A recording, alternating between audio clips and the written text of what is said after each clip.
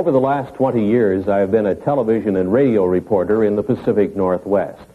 And during that period of time, I have passed along to the public hundreds of news stories from all portions of the world about the UFOs, the unidentified flying objects, the flying saucers. I have seen UFOs, but in all of those news stories, I've detected one missing fact, one incredible, glaring omission. Not one world public agency or scientific group has even offered a partial solution to this most amazing mystery of all time. No public authority has told us who are the overlords of the UFO, and why are they here right now at this time. There is no Air Force defending any portion of this planet that can truthfully deny that the following documented incidents did take place and that similar incidents are taking place almost every day somewhere in the world. In the southeastern United States, military aircraft have disappeared, and UFOs have been connected with those disappearances.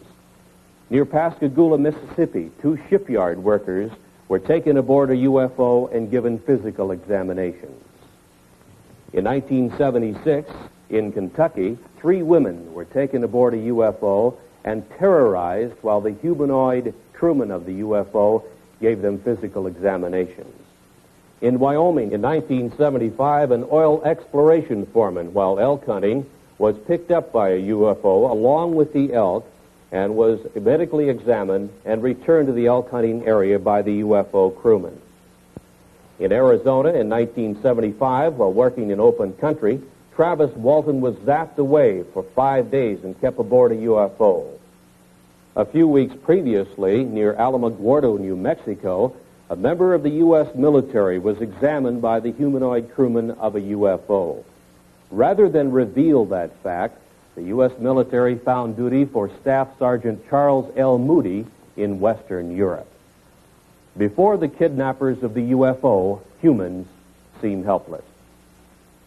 The largest circulation newspaper in the United States offers $1 million reward for decisive UFO information.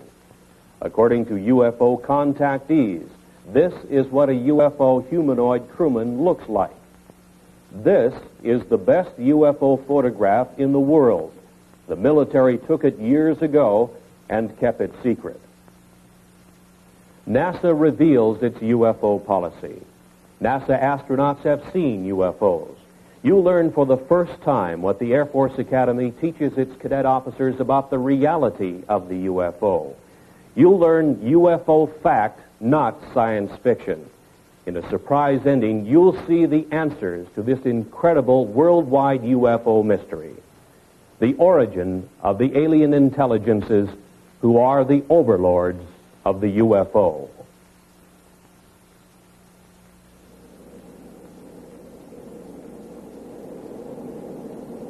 You know, Captain, I keep thinking about a real problem, and it's bugging me.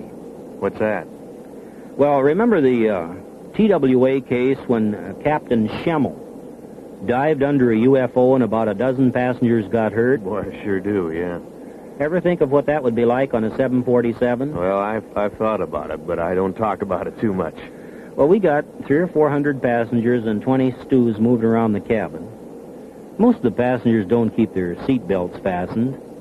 Now, if a big UFO came on a collision course, and with a 747 cruising at over 600 miles an hour, we'd have just a couple of seconds to take an evasive action of some sort, a dive or a zoom.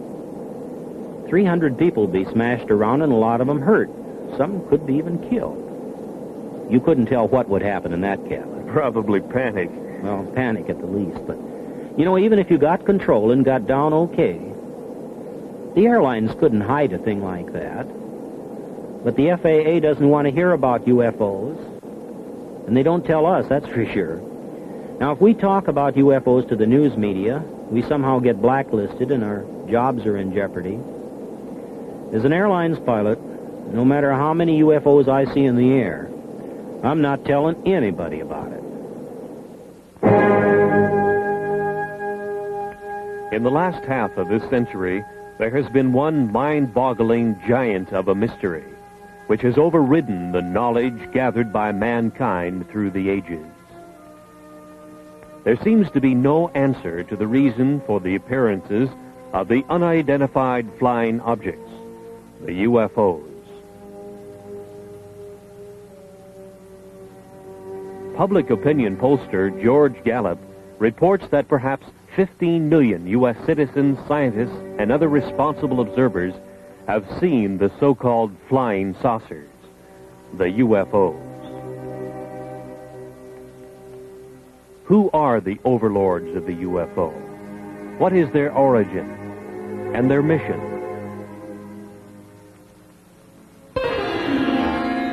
On July 31st, 1952, in the Italian Alps north of Milan, engineer Gianpietro Mongusi took these pictures of the landing of a UFO on the rough ice of the Churchill Glacier.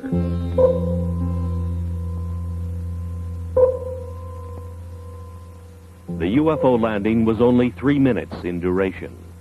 A humanoid in some kind of spacesuit with equipment on his back emerged from the UFO, walked partway around it, and then re-entered, and Mongusi had the pictures to prove it.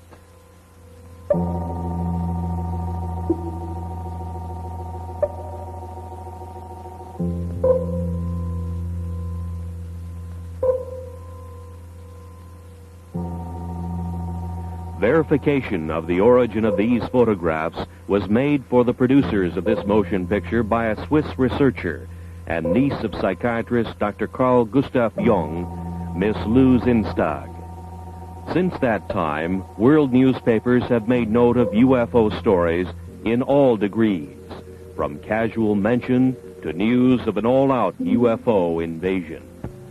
The mental health of UFO observers was questioned. From 1951, another photograph of a UFO from Riverside, California, showing the very significant bell-shaped configuration with 3 spheres projecting from its underside. This is the most familiar type of UFO and has been seen and photographed worldwide by UFO researchers. Who are the alien intelligences behind this type of space travel device? Are the UFOs friend or foe?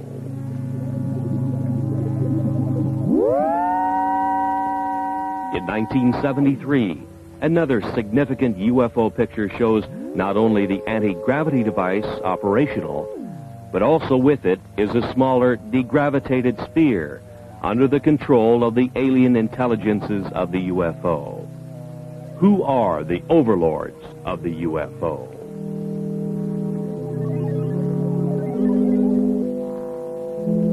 In the Mediterranean, on a Sicilian beach, 2 small UFOs in the act of materialization from another dimension are observed by excited local citizens. Materialization, a concept far beyond the understanding of modern science, but used by the alien intelligences of the UFO.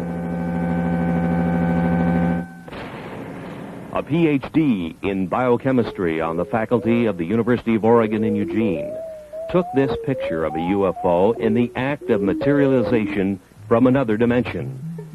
3 times during the shutter snap interval, the UFO appeared and disappeared, and here is the evidence.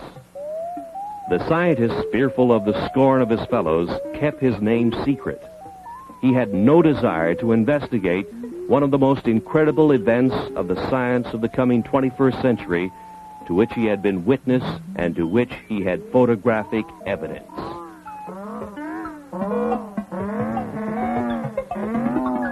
Kidnappings have occurred of military jets, people, and automobiles full of people. The military is helpless, and so are the police departments of the world. Where is the origin of the UFOs? UFO Quebec carried this sketch of a UFO humanoid crewman with a map of the star system in the vicinity of Zeta Reticuli, many light years away.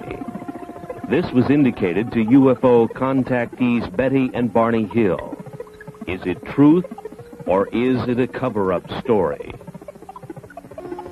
2 UFOs over San Francisco, similar to UFO surveillance stories and photographs to come from every major city in the world.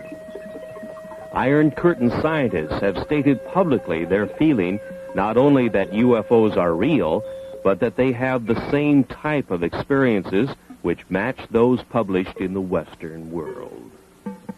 We now reveal the facts of the UFO which couldn't be kept secret. The planet's most incredible unsolved mystery. Despite the cover-up efforts of world governments, a world silenced by fear, and a helpless world military, private scientific investigators all over the planet have contributed the UFO evidence which we now reveal. The UFO, the secret that couldn't be kept, that can no longer be covered up. Mount Rainier in the state of Washington was the area where private pilot businessman Ken Arnold, flying back to his Idaho home, first saw 9 disc-like flying objects on the sunny afternoon of 24 June 1947.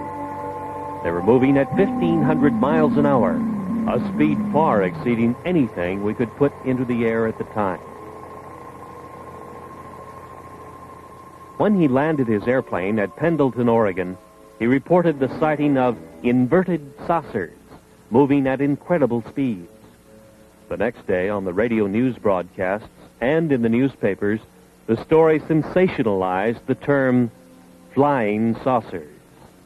The previous summer of 1946, a member of the U.S. military encountered a giant UFO in a near-miss aerial situation, and the Air Force kept the threat to air safety secret. This event happened on the first day of August 1946 to the man second in charge of flight safety for the U.S. Tactical Air Command, Captain Jack E. Puckett.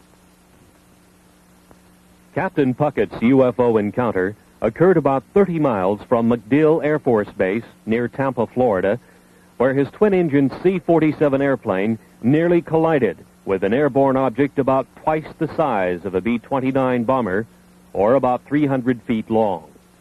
His report further described the UFO as being cigar-shaped or cylindrical, and with what appeared to be glowing portholes. Governmental agencies have not responded to anxious questions from UFO observers. The Federal Aviation Administration has no UFO policy or opinion. The U.S. Air Force says it has aborted its UFO study program. No answer has been publicly given. UFOs still continue to be sighted worldwide.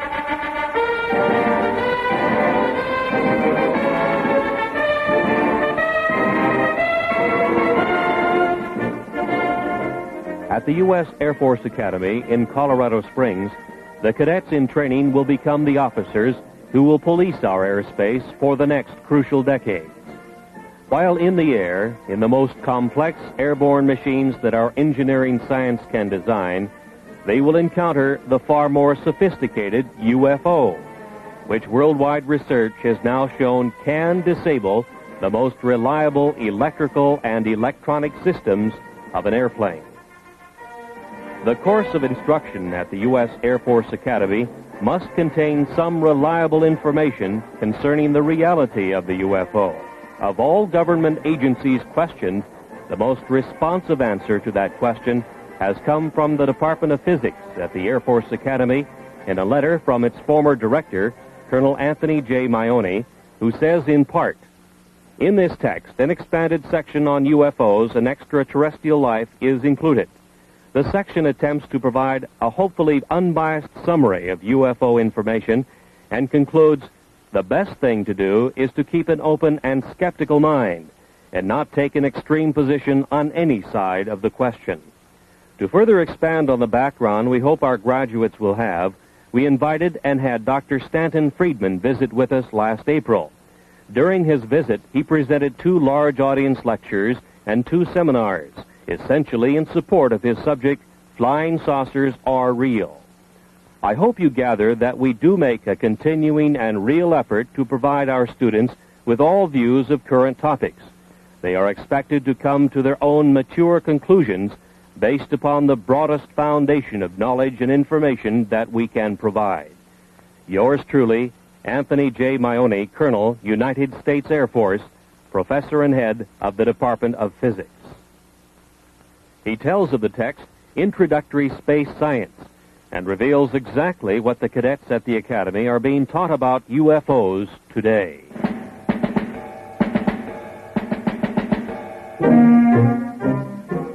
These are the men who will have to make crucial decisions while in the air when they encounter the incredible UFO.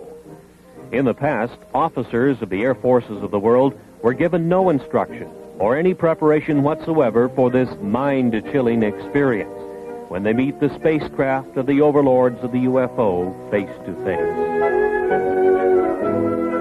Nor have our astronauts been given proper instruction.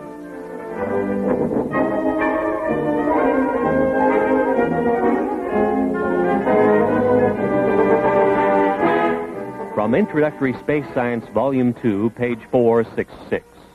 We should not deny the possibility of alien control of UFOs on the basis of preconceived notions not established as related to the UFO. Our physics may not apply. From available information, the UFO phenomenon appears to have been global in nature for almost 50,000 years. Known witnesses have been reliable people. This leaves us with the possibility of alien-controlled UFOs by visitors to this planet from this solar system or other solar systems.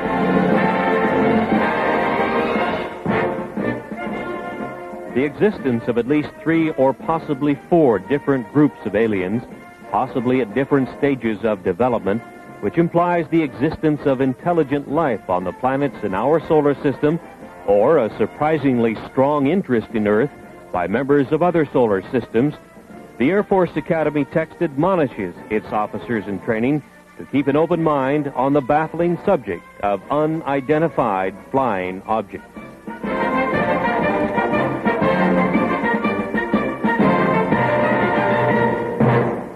Maybe it's the honeymoon capital, this corner of the galaxy. Maybe the lecturers selected by the U.S. Air Force Academy to establish for their officers in training that flying saucers are real was Stanton Friedman.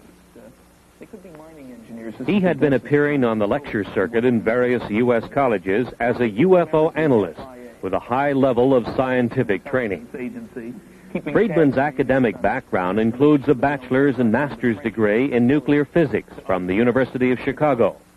His employment background included much high-level work in space science in the area of fusion rocket research and nuclear-powered aircraft.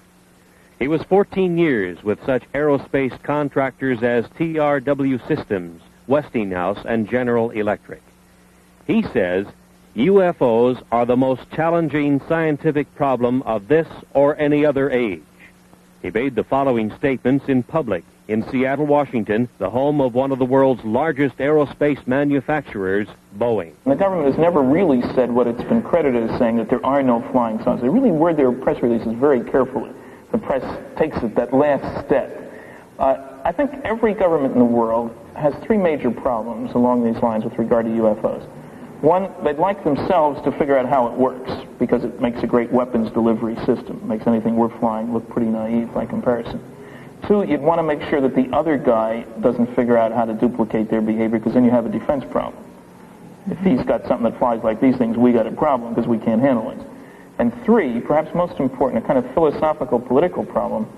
As soon as it becomes obvious to the people on the planet and widely accepted that flying saucers are real and from off the Earth, there's going to be a push for a view of man as Earthlings, the people on this planet. Instead of I'm an American or Russian or Chinese, I'm an Earthling.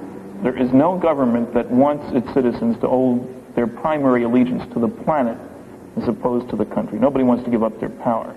And you know, all these jokes about take me to your leader, that's wishful thinking. What's funny about those is that there is no leader to be taken to. There's nobody who speaks for planet Earth. So there are enormous political problems with anybody saying, yes, there's somebody out there and he's coming here and he doesn't want to talk to me as a representative of the planet. How do we choose who speaks for the planet? I don't know.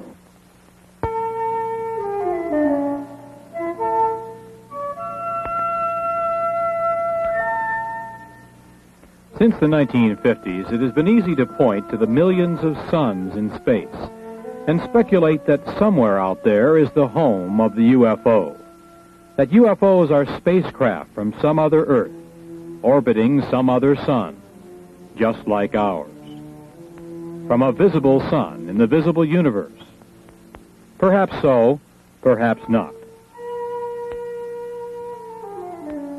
But the UFOs could also be from an invisible dimension, in the invisible portion of the universe, which our science cannot easily detect.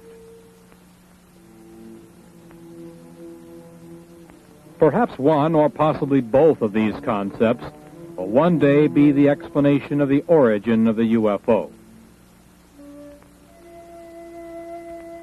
The Air Force Academy text on space science concedes that 2, 3, or even 4 levels of alien intelligences might be involved.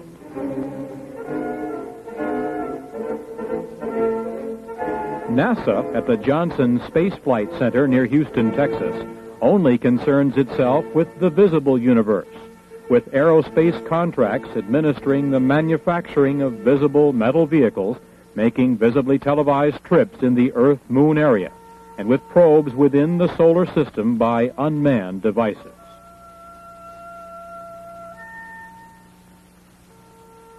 NASA astronauts in their Skylab make a track across the nighttime sky, lit by millions of suns. The activities of the astronauts are minutely planned and carried out, but the framework is that of Earth science as we understand and engineer its applications. There seems little room for productive scientific speculation, perhaps because of the $38 billion NASA space budget, which is highly criticized in many quarters.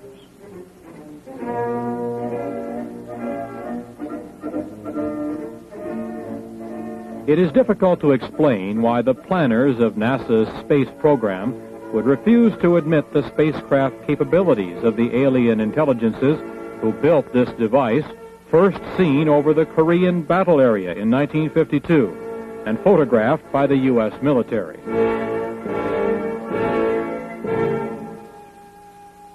This picture was available to NASA. Obviously, it is not a picture of anything manufactured by humans on this Earth.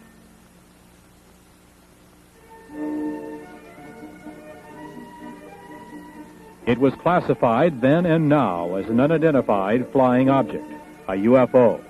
Can we now identify it? Is this actual photographic evidence that proves that alien intelligences use a spacecraft like this to travel from their dimension to our reality? Is a Watergate-type scientific cover-up involved? Let's now examine that possibility.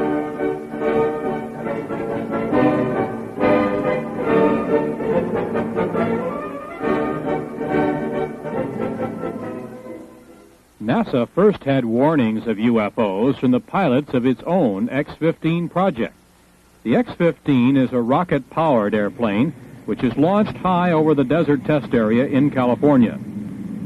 The B-29 bomber is the launch vehicle which takes off, flies to its highest possible altitude, and then launches the little rocket-powered airplane. The test pilot gives it power, and the airplane goes through its maneuvers. Various complex engineering problems are worked out by such testing. And the engineering flight test pilot is one busy man.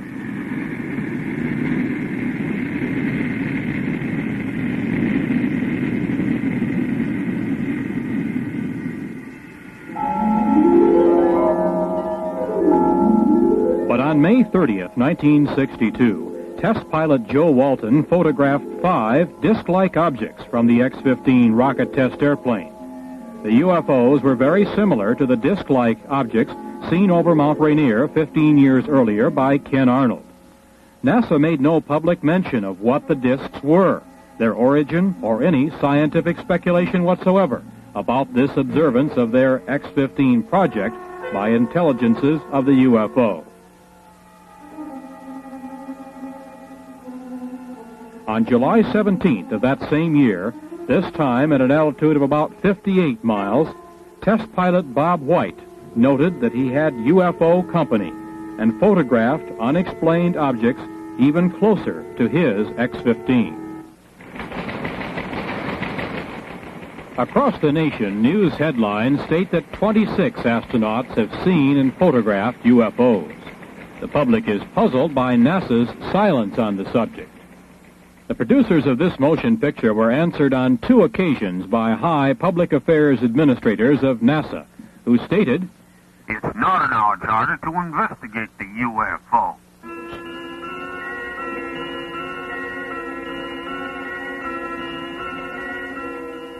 Inside the Skylab in zero gravity, the astronauts go through the day and night with their every minute carefully scheduled.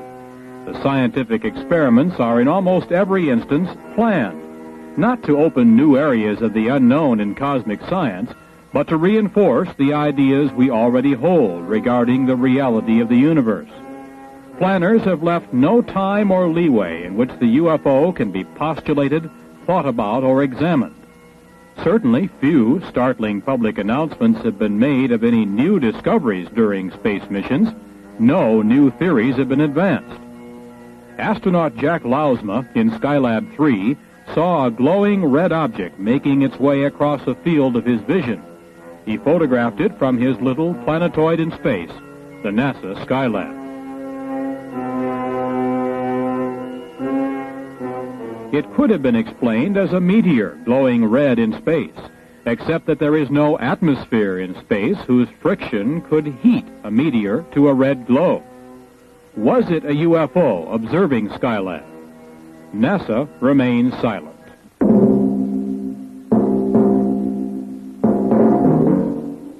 Complex instrument packages such as Explorer 10 vanish in space. Launched on the 25th of March, 1961, it disappeared, although its life expectancy was over 100 years. Perhaps some alien intelligence is examining this complex NASA space device. NORAD cannot find it, and it is not transmitting. It just disappeared.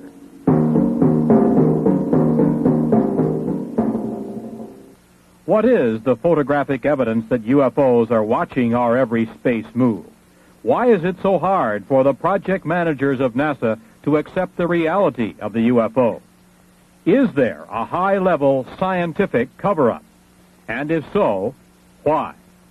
Governments are charged with upholding the law, and no law on Earth is more basic than the law of gravity. No wonder the obvious anti-gravity capability of the UFO makes governments uncomfortable. Bravely, some astronauts have stated that they believe in the reality of the UFO and the capability of the UFO to defy gravity, while our giant rockets consume enormous amounts of fuel, putting a simple space capsule or Skylab in orbit. In the dark blue of space, in silence orbiting the Earth, the Skylab is the planetoid home of its crew. The crew is like the NASA test pilots in the X-15, busily occupied and concerned with the scientific work outlined for them by their NASA masters. Life support in Earth orbit is a scientific victory in itself and a major achievement for Earthlings. But outside alien intelligences are again observing the progress of man from Earth. 2 UFOs are photographed by an astronaut during a spacewalk. The hatch is open. The astronaut is working his problem. Again, 2 UFOs flit by. Just moving lights, something that could be easily ignored unless we obtained other pictures and other explanations. Actual pictures which could identify the UFO as a solid object with a mission and under intelligent control. One of the most remarkable instances of UFO photography took place in 1968, here above the Boeing Space Laboratory, south of Renton, Washington. Several photographs were taken of a UFO by then 14-year-old Scott Silty. It showed its anti-gravity capabilities as it hovered over the center in 2 locations. His efforts produced probably the only detailed shots of a UFO materializing to show configuration and portholes. His junior high school instructor, Jim Holm, was given the negatives to develop. Holm said he didn't know what to expect, but became a believer when he saw what the young Silty had apparently captured on film. When they came in that morning and they said, hey, we got the pictures we were talking about, naturally, you know, junior high students, you're a little bit reluctant to believe everything they say. But then, you know, as things proceeded, what happened was I developed the pictures, and we know the results now. What is your impression of what that object is? I'm always hesitant, but I would have to say that believing the students and the type of students they were, it almost definitely had to be some type of a flying object. Right out there. Right. And it's a little eerie. The thing that shook me up at first is I was reluctant to believe them. And when I developed the film, I really couldn't see that much. But I was shocked. I have to admit, I was shocked when I put it in the enlarger. And through the enlarger, I could see a great deal more of what the object looked like. Like the portholes. Right. That was, I would say, the portholes was the most shocking part, because then it looked different than just a glow in the sky in a certain form, like you always hear the thing, you know, swamp gas and that sort of thing. But no swamp gas is going to have portholes or a configuration geometric the way that was. One man who has spent the last 25 years researching and keeping track of UFO sightings in the United States is Seattle fireman Robert Gribble. He has spent his spare time gathering all data possible that will help him keep track of when and where they take place. The pins on this map indicate sightings in the U.S. for just 1 year. Over the past quarter century, he has come to some conclusions based on the number of sightings he has recorded. We have received and recorded some 30,000 sightings since 1955. Have you noticed any particular patterns that developed in pinpointing the UFO sightings on these maps? No, we have found no marked pattern, although we do believe that they are following 2 procedures. One, a surveillance of the land areas, a very close surveillance, and a close surveillance of the people, and it seems to fluctuate from one to the other. Now, through all these years of research, you must have drawn some conclusions about what they are, what the UFOs are. Well, we firmly believe that what the people are seeing in those objects which we have classified as unknown are actually vehicles not manufactured on this planet. How can you draw that conclusion? How do you know? Well, the vehicles have been seen in the United States, and there are good records of this for the last 200 years, and actually the records go back into history for some 3,000 years. The same things that were seen then are being seen today. We understand that there are several hot spots in the United States, UFO sighting areas, and one of them happens to be in the southwestern United States in Utah. There have been a tremendous amount of sightings in the southwest over the years, with a very large concentration in the Utah area.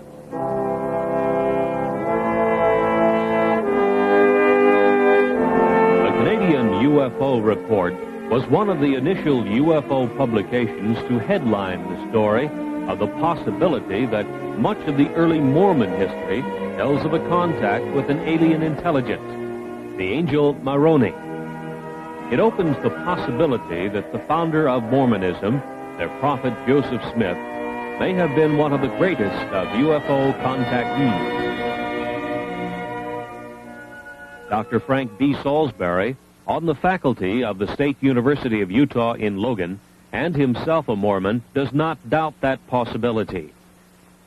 He has stated publicly that he believes that his UFO study has established the probability that the Earth is being visited by UFOs that seem to be using the isolated area of eastern Utah as an Earth base.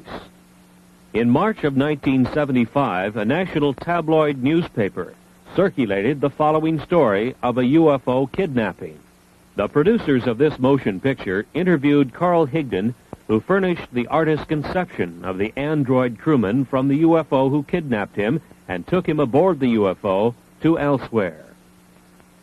Higdon was given a physical examination in a tower by a huge TV-like eye, rejected, and was returned to the elk hunting area in Wyoming, where he was picked up. While on his 8-hour UFO trip, he encountered a teenage boy, 2 young girls, and a man in his 60s, also guests of the UFO intelligences. Upon his return, he suffered radiation symptoms with itching skin and burning eyes. Area Sheriff Ogburn and his deputy Ed Tierney investigated the incident. So did Dr. Leo Sprinkle of the University of Wyoming, who gives us this professional opinion as to the truth of this verified UFO kidnapping.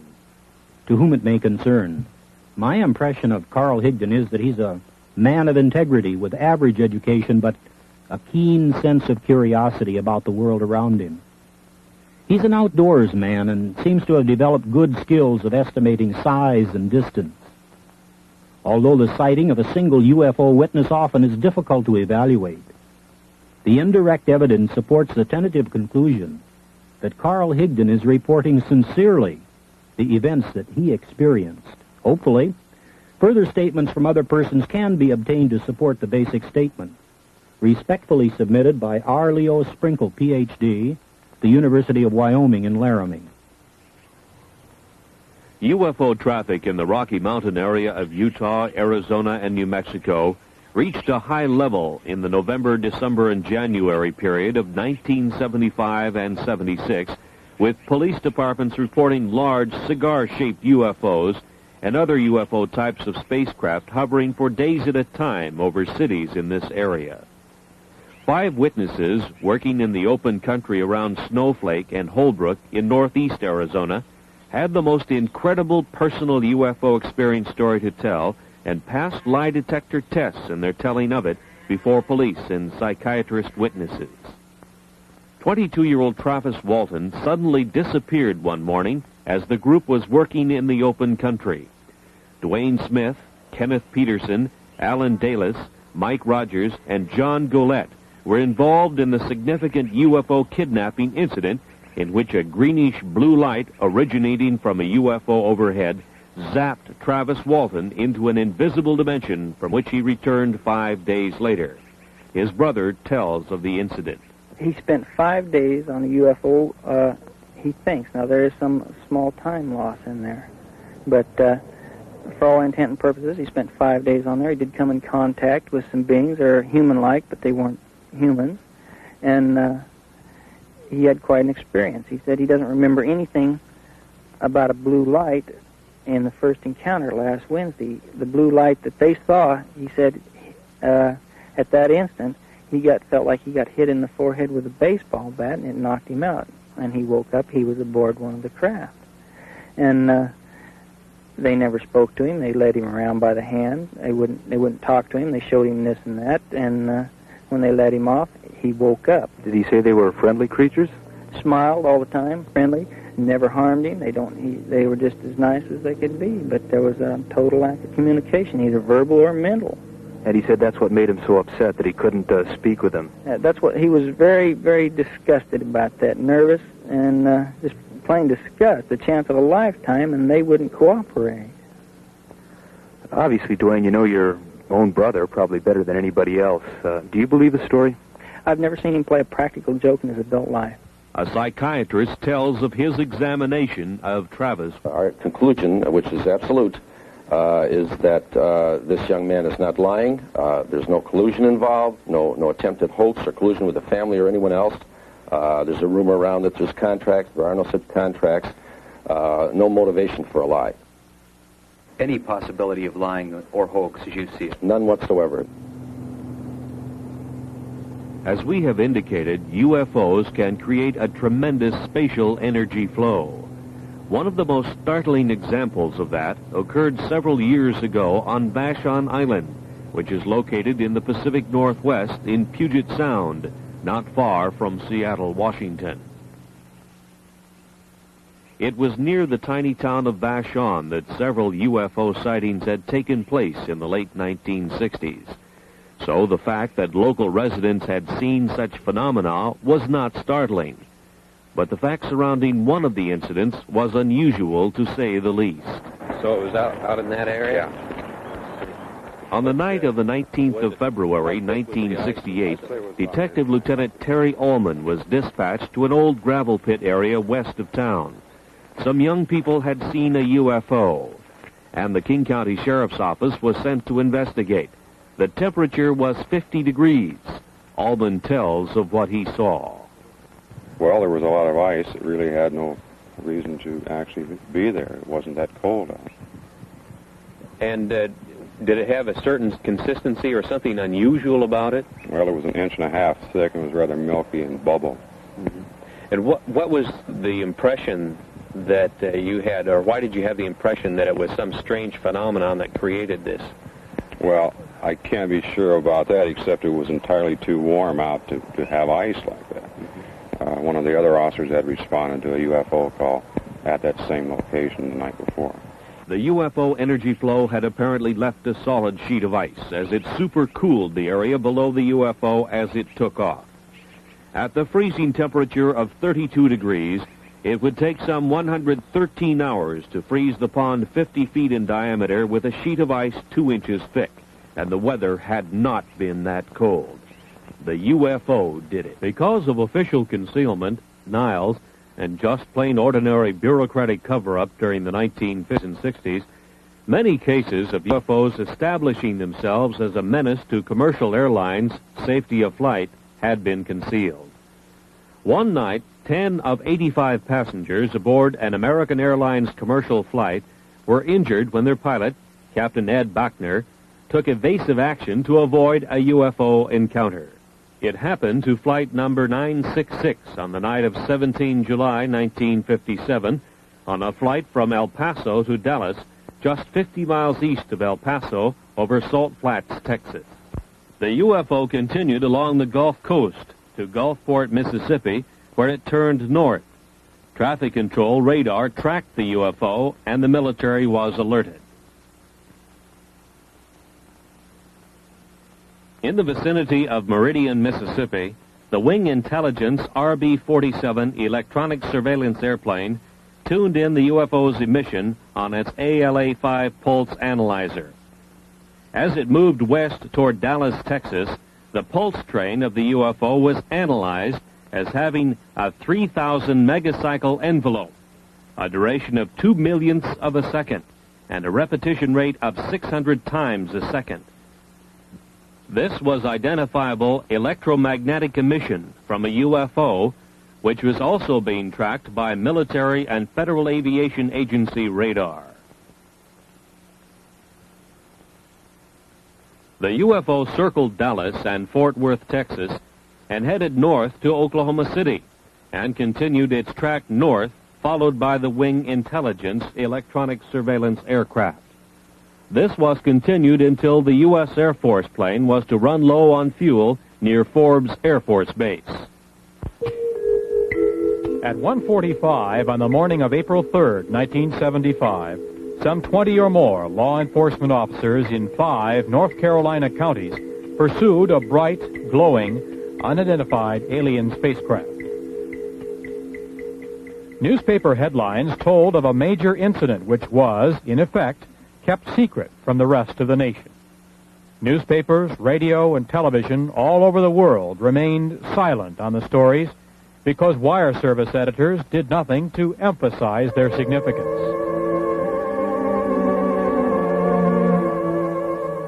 From police descriptions, the artist has been able to draw the lighted, V-shaped UFO which appeared.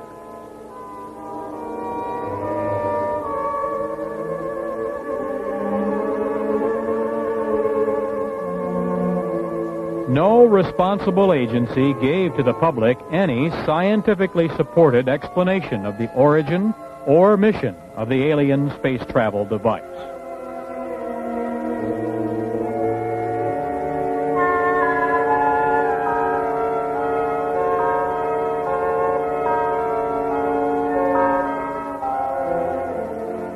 The story was much the same 2.5 years earlier in Pascagoula, Mississippi.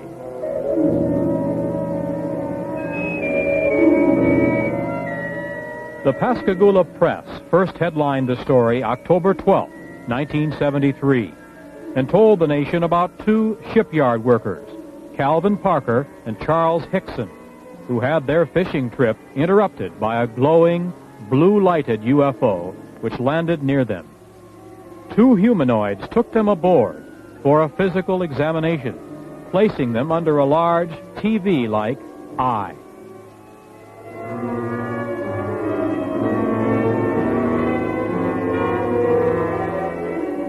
Scientists were quoted as saying that the UFO report was true.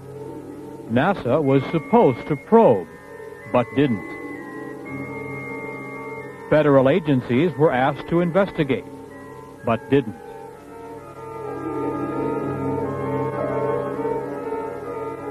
Hickson said the creatures from the UFO seemed friendly, but that they acted controlled, as if they had a specific thing to do and did it.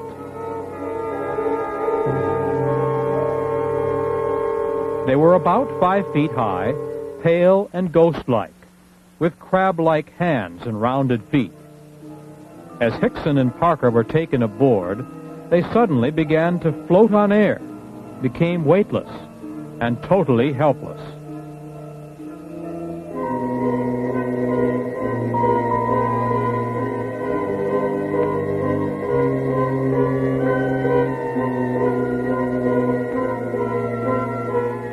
In the Gulf South, from Louisiana to Florida, hundreds of reports to police and sightings by police officers told of UFO activity that same night. No government agency concerned itself with this UFO kidnapping publicly. Luckily, Hickson and Parker were returned. But what of the kidnapped victims of the UFO intelligences who are not returned? Are the UFOs friend or foe? Or are they conducting a project in which humans become nothing more than guinea pigs? This is serious speculation. Kidnapped victims seem to end up on a missing persons list, and no agency on Earth can locate them. The alien intelligences of the UFO are from somewhere, either in our dimension or from another dimension, which is difficult for anyone to detect. Misunderstanding the complete dominance of man by the UFO intelligences led the city fathers of Ocean Springs on the Gulf Coast to seriously decide to solve the problem by passing a law prohibiting the landing of UFOs in that area. Alderman William F. Dale, Jr. thought the local police should be able to handle it. It almost became a law, but the mayor of Ocean Springs, Tom Stennis, broke the tie vote. He said, "Let's make them welcome." As yet, no world governmental agency has demonstrated the power either to make UFOs welcome or to combat their landings and possible kidnapping. It's obvious that humans are helpless.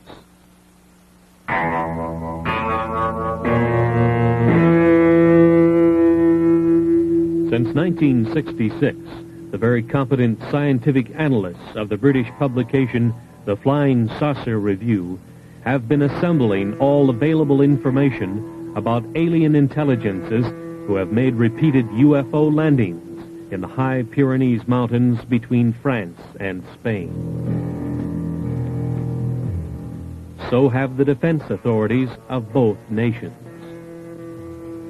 The UMO intelligences claim they come from what we know as Star System Wolf 424, some 14.6 light years from Earth, 90 trillion miles. Near their home planet, their UFO space travel device enters a black hole in space. A giant energy whirlpool vortex which hurls their spacecraft into another dimension in which time hardly exists. From this, they emerge into our dimension, into our solar system, and proceed to their expeditionary target, Earth.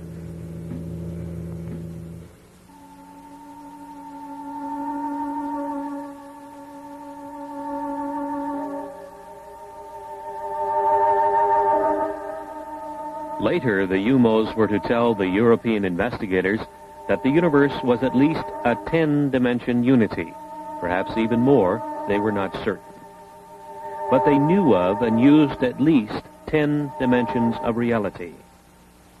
Each reality was separate from each of the others.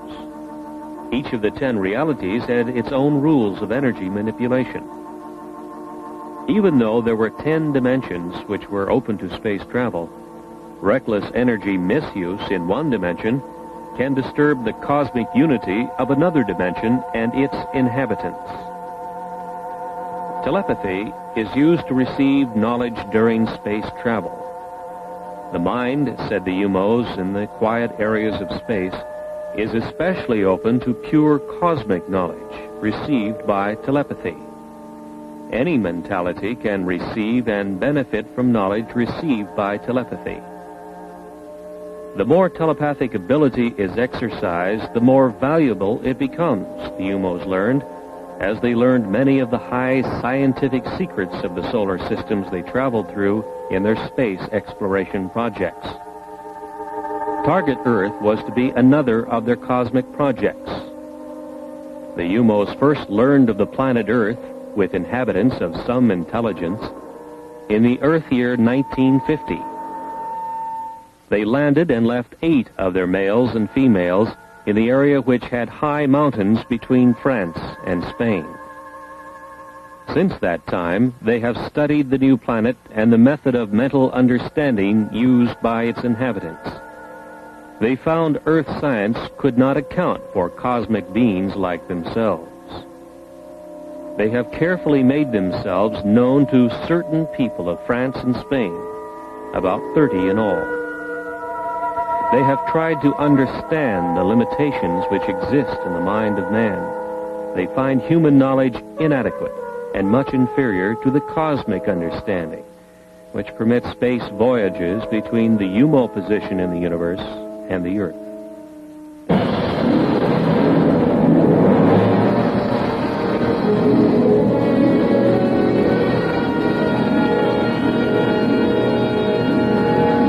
At 800,000 miles, Jupiter looks to the Earth-developed eye like this. To the UMO, perhaps different. Jupiter's moon, Ganymede, is some 8,000 miles away and moves in its orbit. Its diameter, 3,000 miles. The UMO intelligences took a heat measurement of the Jupiter hotspot. They compared the measurements to that of the surface of their sun and found it about the same. The other Jupiter moons were identified: Europa, Amalthea, Callisto, as they were named by Earth astronomers.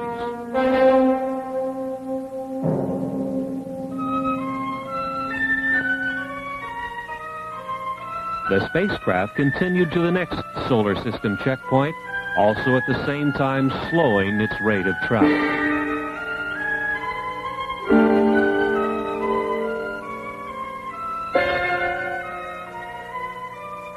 Saturn was identified with its strange moon, Titan. Titan rolled along the equatorial plane of Saturn like a wheel on a road. The UMOs identified its atmosphere, methane. In the vicinity of Saturn, they tuned to the history and the totality of knowledge of the solar system, accumulated since the time the sun was born.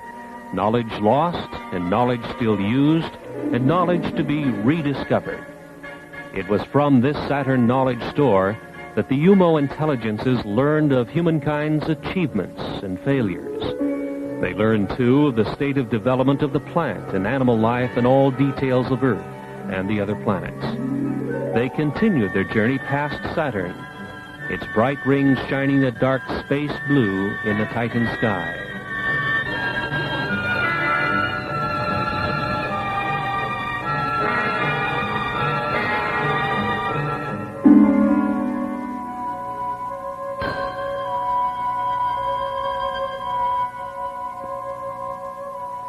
The cosmic voyage continued to Mars.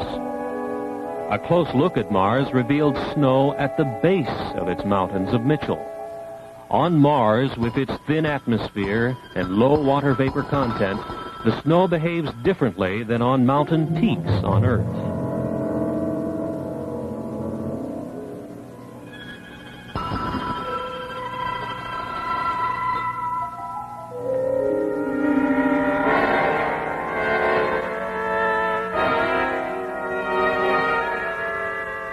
Leaving Mars, they passed scarcely 100 miles from Phobos, one of its two moons. 4,000 miles above the red storm-swept planet, Phobos is a dark clump, only 16 miles in length.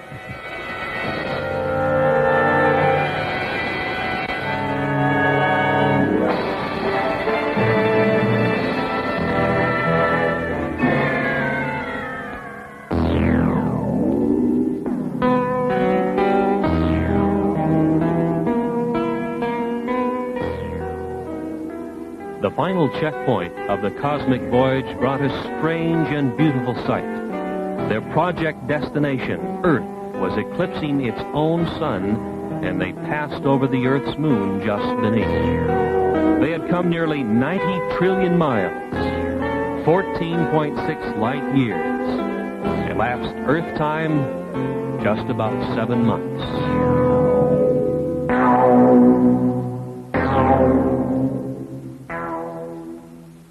Came now the moment to synchronize the UFO's space travel time with the time of the expedition's target, Earth.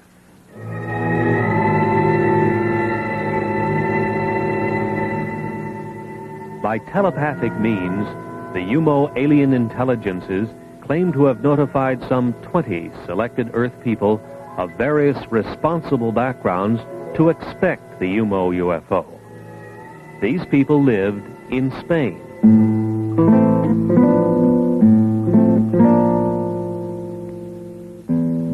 The British Flying Saucer Review headlined an attempt by the Spanish Air Force to intercept the UFO.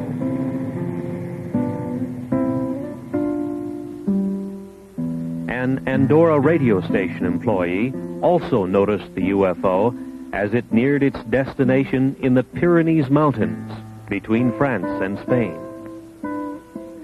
The UMO spacecraft, after its cosmic voyage, became visible over the Pyrenees Mountains, and the IH superimposed marking, unlike any alphabetical symbol on Earth, was photographed.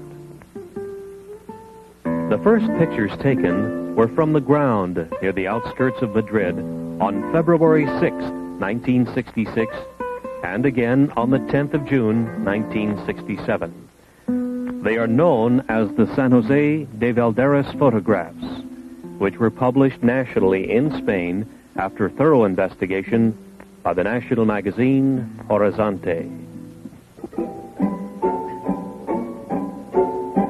During the years since 1966, much of the UMO information has been investigated by competent people of England, France, and Spain. And to this date, such evidence as these UFO photographs appears to be factual. Dr. Claude Poer, Director of Scientific Programs in the French Center for Spatial Studies, stated publicly that a 2-year investigation resulted in staggering confirmation of statements made by the non-earthly intelligences. The French Minister of Defense, Jean-Claude Boré, in a nationwide radio broadcast, confirmed that the national police in France had a great number of statements on file from reliable witnesses who had reported over the last few years UFO appearances. He said he believed the reports tell of scientifically interesting events and that the top scientists of France were making a continuing study of reported UFO sightings.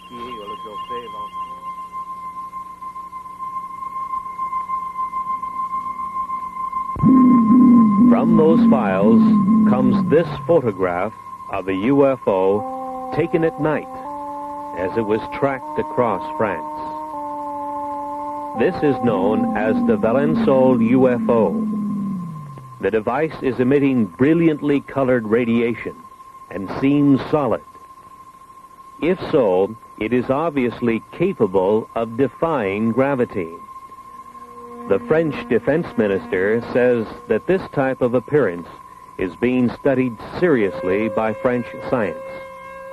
Not so in the United States, where even the anti-gravity capability of the UFO is being ignored by official science.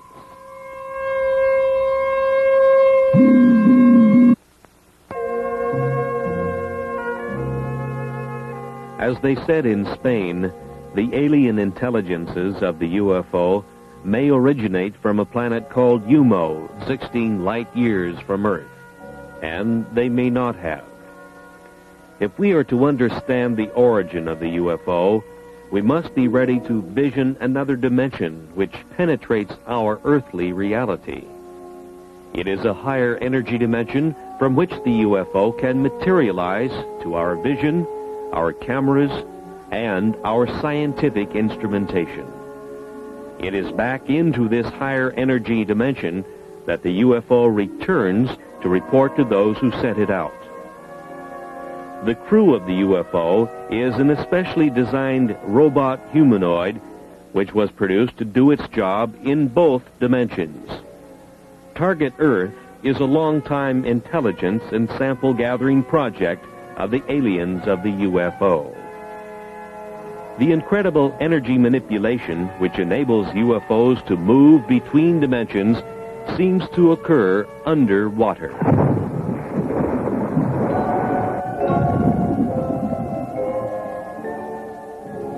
The Puerto Rican Deep, which extends 30,000 feet under the sea, is one such area. Seawater covers 2/3 of the surface of the Earth, and in that water lives one of the Earth's most intelligent and environmentally adjusted creatures, the dolphin. The dolphin's brain is substantially more complex and in some ways superior to the brain of man. The dolphin's telepathic ability is highly developed, and with it he excels at communication with other dolphins. Today, the Canadian-edited UFO Report and other such publications are the only other mediums which have carried stories which have filled the Venezuelan newspapers and tell of UFOs which emerge from under the sea off Puerto Rico and continue to the U.S., South America, and Europe. Undersea disturbances of a major nature have occurred in this area for many years.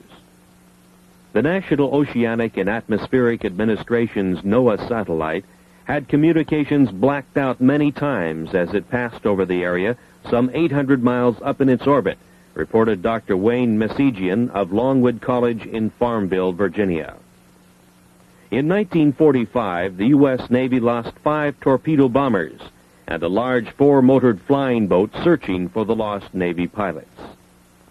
Commercial and private airplane pilots have seen their aircraft under this strange influence lose instrumentation and electrical control. Airlines issue denials and pilots are afraid to talk in public because of fear for their jobs. In March of 1973, a series of events near Caracas, Venezuela, a few hundred miles to the south, established what may be a link between the very deep ocean areas of the Caribbean and the UFO. On March 22nd, hundreds of people witnessed a pair of flying objects trailing blue smoke as they approached from out of the sea and then hung motionless near the Caracas airport. Then, with a shrieking sound and a burst of orange flame, separated and vanished, one to the east and one to the west. For the next 9 days, UFOs rose out of the sea, hung in the air, remained motionless, and in various manners cavorted over the metropolitan city of Caracas, Venezuela. The Caracas newspaper, Ultimas Noticias, carried the UFO stories and reached the conclusion that thousands of its readers are now convinced that by evidence of their own eyes, UFOs have an undersea base in the Caribbean. UFO traffic into and out of the sea was seen by hundreds of witnesses. Other water areas have also been the site of UFO traffic. Teleportation occurs in the vicinity of a UFO. In May 1968, a well-known Buenos Aires attorney Dr. Gerardo Vidal and his wife and children in a Peugeot 403 were teleported 4,100 miles by a UFO and put down near Mexico City unharmed. This Ford was teleported hundreds of miles in South Africa because it was near to a UFO which degravitated it and transported it, says the Flying Saucer Review. The aliens of the UFO are energy manipulators of a very advanced nature, far beyond our science. In the search for the method of communication with alien intelligences of space, such as the Overlords of the UFO, some of the most significant work in the world has been done by Dr. L.G. Lawrence, president of the Ecola Institute of San Bernardino, California, a research foundation. Dr. Lawrence is one of the world authorities on the use of biological sensors, such as that of the friendly laboratory philodendron, which senses the pain of Dr. Lawrence. As he purposely burns his thumb on his hot pipe bowl, the biological sensor, the plant, reacts with a squiggle of recognition of Dr. Lawrence's pain on the laboratory instrumentation. This is known as the Baxter effect. Dr. Lawrence developed his 3-ton stellatron for sensing biological messages which might be running free in the universe. He sets it up in remote areas, and it is shielded from all electromagnetic radiation, such as all radio and TV radiation, for instance. It can be influenced only by the etheric or bioplasmic pulses that influence plant and animal life. On October 29, 1971, and again in April 1972, on the Mojave Desert in California, intelligent communication from the direction of Ursa Major was received. One star of that system we know is the North Star.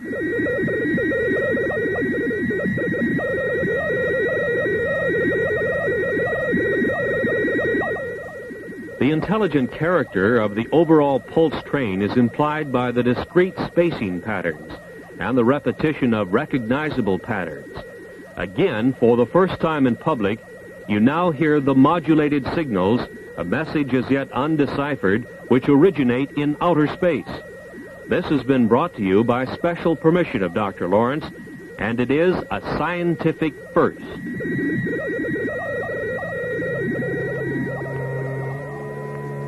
Dr. Lawrence reminds us that radio telescopes, such as this giant multi-million-dollar installation in Puerto Rico, have had no results whatsoever in either sending or receiving messages in space. Radio telescopes seem useless in receiving cosmic messages, probably because they are looking and listening to the wrong possible sources. He recommends biological sensors instead. His low-cost equipment has resulted in a tape recording of interstellar communication, and it is on file with the Smithsonian Institution in Washington, D.C. There is perhaps no more convincing witness to the UFO than the world-famous Israeli psychic Uri Geller, whose mind-boggling extrasensory powers have baffled millions of people all over the world. Geller believes that his powers are not unique to him, but are instead proof that energies exist in many different ways than those now known to science. Later, we will see Geller demonstrate his bioenergy powers before a live audience. Geller leaves little doubt about his feelings on the subject of UFOs. Let me tell you, I've never seen an extraterrestrial being in my life. I wish I will, and I know I will one day. You know, maybe they're even around us, and we don't even know. Maybe they look like people. But I have seen UFOs. But other people, I'm sure if I'll ask who saw UFO here, some of you will raise your hands up because they exist. I shot pictures. As a matter of fact, I had a fight with my publisher because I wanted to publish the picture of the UFOs that I took in the book, and he said no because it cannot be. It will be against your credibility. And I did it in the end because I'm not going to back away from the truth. I once seen. 1 minute. I once drove in the Sinai Desert. Do we have another minute? Yeah, go ahead. I once drove in the Sinai Desert, and believe me, with a high colonel and his driver, me and a doctor, and suddenly, in midair, in Sinai Desert, it's clear, it was 5 o'clock in the afternoon, we saw this huge object that looked like a cigar shape hanging in midair. And let me tell you, it was as big as 3 New York blocks, and it was dark. It didn't look like a flying saucer. It looked like a cigar shape. And I was shocked. And immediately, I get goosebumps when I talk about it. I told the driver, please, look what, and the colonel, and you know what? They didn't see it. And they said, what are you looking at? I said, my God, can't you see that thing in the sky? They couldn't see it. So I think sometimes, what is really going on? Is it really implanted in my mind? Is it really not out there and only, or is it there and only the people who believe in it can see it? I don't know. There are questions that I can't answer myself. Some call him a magician. Others call him a sorcerer. Some even call him a messiah. But whatever they call him, the world has never seen anyone quite like Uri Geller. So when Geller recently toured the United States, it was no wonder the crowds turned out to greet him, to witness his powers, and to line up for autographs on the cover of his new book. They stood in line because they had just witnessed an extraordinary sight. Hundreds brought with them broken watches and clocks, many of which hadn't run for years. Then they sat back and watched the bioenergy of Uri Geller go to work. You can see that the second hand, can the camera show the second hand? That'd be a tough shot, I think.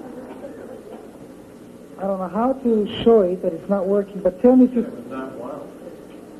Well, whatever, Watches it's not, that he is working with. He's got a whole huge handful. How many there? Maybe 10. I don't know. Let's go. This is what I want you all to do now, and I know it looks silly. I'm going to shout 1, 2, 3, and all of us are going to shout work.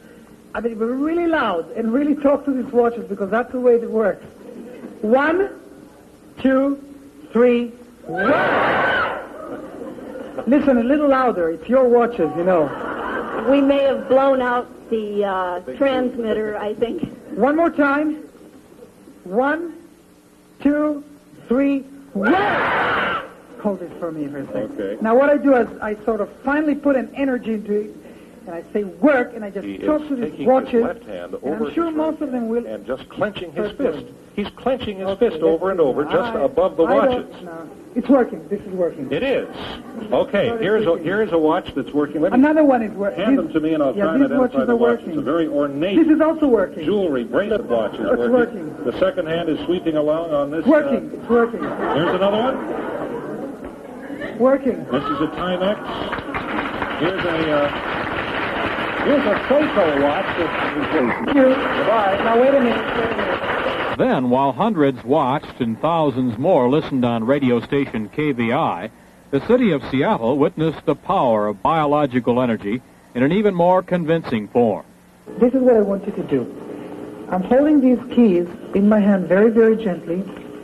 And what I want you to do, Ken, is put your hands on these keys, cover them, and cover these ones. No, not very, very gently like that, and the other one. Now, this is what I do. The little boy that's helping Uri has his hands covering the keys that are in the palms of Uri's hands. And by the way, these keys are not mine. And I'm concentrating now, and I want something to happen. If you feel anything in any hand, tell me. If you feel any tingling sensation or heat or... Where do you feel this? The keys are in Uri's hands. The little boy is holding his hands over the keys, but... All right, now start concentrating, Ken. What you will have to do is you have to say, Ben, I hope you have enough feeling there because I don't know how long this will take. Uri's hands are flat. His thumbs are up in the air where everybody can see them. And something is happening here.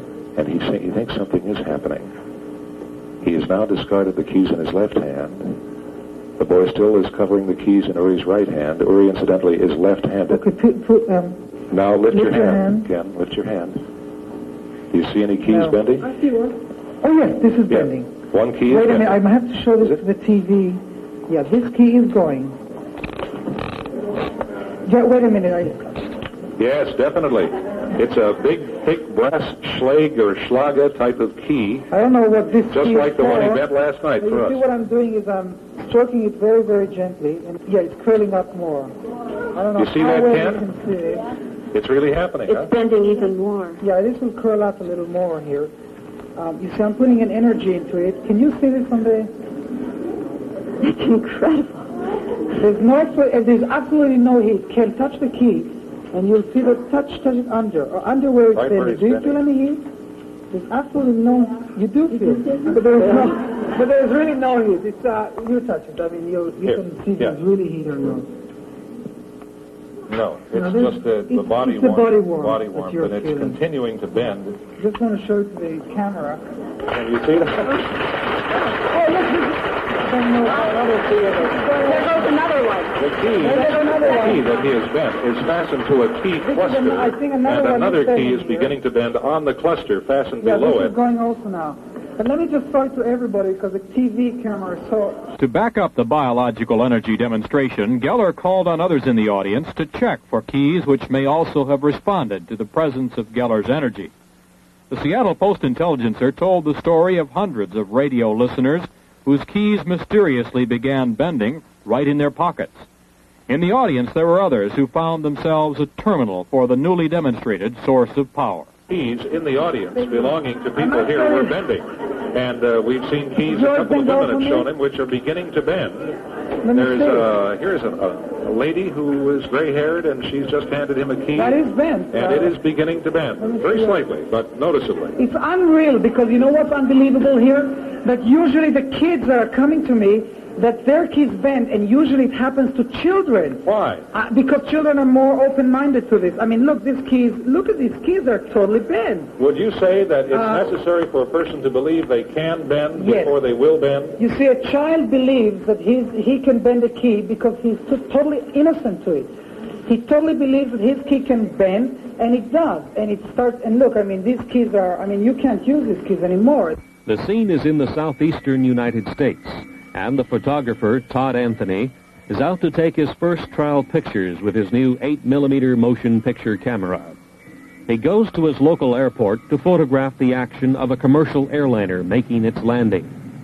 The airplane makes its approach, and following it comes the big surprise, a UFO. The UFO, exhibiting anti-gravity capabilities, follows the airliner right down to the surface of the Earth to its landing. The UFO is a bell-shaped type, which has been seen and photographed all over the world since the 1950s, from Australia to Western Europe to South Africa to Mount Palomar in California, where George Adamski made excellent still pictures, all with the same bell-shaped configuration with 3 spheres on the bottom. There are some very significant things about this UFO type. Under the bell-shaped hull are 3 spheres. It is these globes which, when excited by a high energy level, cause the UFO to become immune to gravity. At this point, the UFO begins to take on a glow. At a higher state of excitation, it is ready to move into its home dimension, a dimension which is not light years away, but right here, interpenetrating our reality. A significant amount of scientific research evidence now seems to confirm the amazing fact that UFOs such as this are interdimensional spacecraft. These same types of UFOs have been photographed, invisible to the human eye, by means of ultraviolet filters, and have been found to be trailing our commercial airlines' flights at 35,000 feet, just as this flight was tailed by a UFO right to its landing. This time, it was visible. We have presented evidence that many times commercial flights near a UFO have lost electrical control and their aircraft instrumentation. Pilots have confirmed this fact. Passengers have been injured as pilots have taken evasive action when surprised by a UFO which, to them, seemed to be on a collision course. Yet no world scientific agency or government group has seriously studied the problems of UFO encounters, or kidnappings, or losses of aircraft due to the UFO.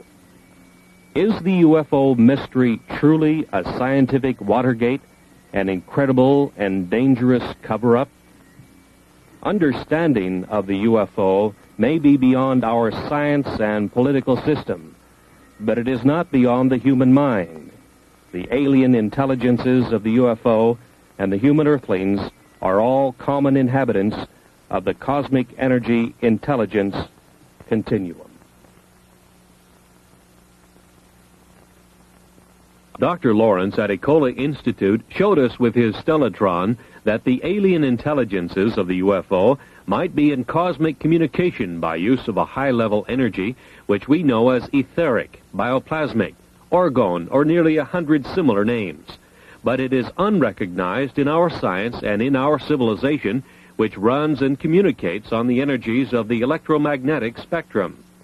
Uri Geller mentally directs his biological energy and that of other people, and they bend metal keys. In the vicinity of UFOs, aircraft lose electrical control and instrumentation, and without doubt their structural integrity is also affected by this energy which bends keys. Other more incredible things are happening. During a single year, for instance, nearly 10,000 head of farmers' livestock have been mutilated in an area from Texas to eastern Oregon and Washington. Police and agricultural scientists alike are helpless. No flying predator exists which mutilates an animal's tender parts or swallows it up completely, leaving behind a bare skeleton. UFOs can be blamed, says the University of Wyoming student newspaper. There is now striking evidence that the cause is not a configurated UFO spacecraft, but what is mistaken for a UFO is something just as new to science. Invisible flying predators, which can be photographed with the aid of an ultraviolet filter 18A and Ectacolor film. This was first accomplished by Trevor James Constable, a UFO researcher for a quarter of a century. Constable, in Southern California, builds equipment which gathers orgone energy, or etheric, or biological energy. Years ago, he noted that his energy-gathering devices attracted invisible critters. He also photographed them at 35,000 feet through an ultraviolet filter near a commercial jet. They were invisible to the pilot. This is an artist's drawing by Don Dixon of one of the frames of the research camera's film showing the invisible flying critter. Apparently, the predator sought by farmers and county sheriffs nationwide is the animal killer. The invisible flying predator. There seems no other explanation of what has happened to the thousands of mutilated animals. Once again, a new scientific door is opened, and through it we see invisible animals which can fly by degravitating themselves and which seem to live off the biological energy of other land-bound animals. They may or may not have any connection with the spacecraft UFOs, but it seems they have been mistaken for configurated UFOs with their humanoid crewmen, bound on their separate mission of the study of the Earth's inhabitants by means of kidnappings and sample gathering of Earthman's devices.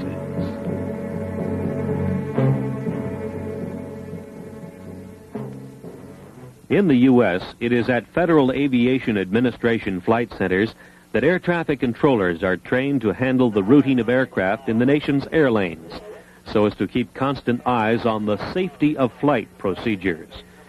But what about the UFO? What about near misses where UFOs and passenger airplanes were involved? These near misses have occurred, and when the pilot takes evasive action, passengers have been injured. This we know to be fact. UFOs are conveniently ignored by all. This is the FAA interpretation. Air traffic controllers are just that, not UFO traffic controllers.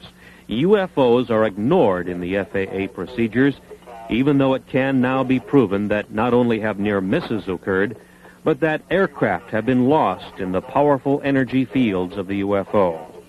The UFO problem has not as yet been permitted to be properly studied.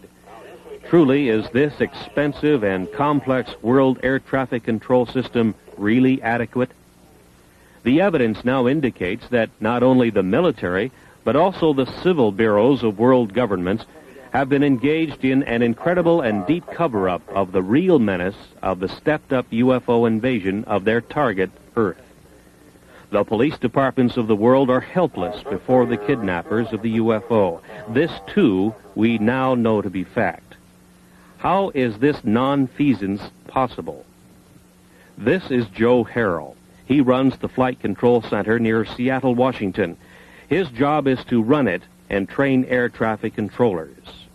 What we wish to point out now by a question is how extremely expensive governmental bureaucracy is able to ignore an obvious peril to world citizens by simply non-admission of the existence of this mind-boggling problem. To my knowledge, UFOs are not included in any of the training programs. We would, of course, provide instructions to our supervisors on how to handle reports of UFOs, but it is not included in the training of a controller. So I suppose the only way in which it would be included would be I assume you admonish these people to be aware of any unusual circumstance. That's right, and make the pilots aware of what they're aware of, and to this extent it would be included. But as far as specific procedures, no.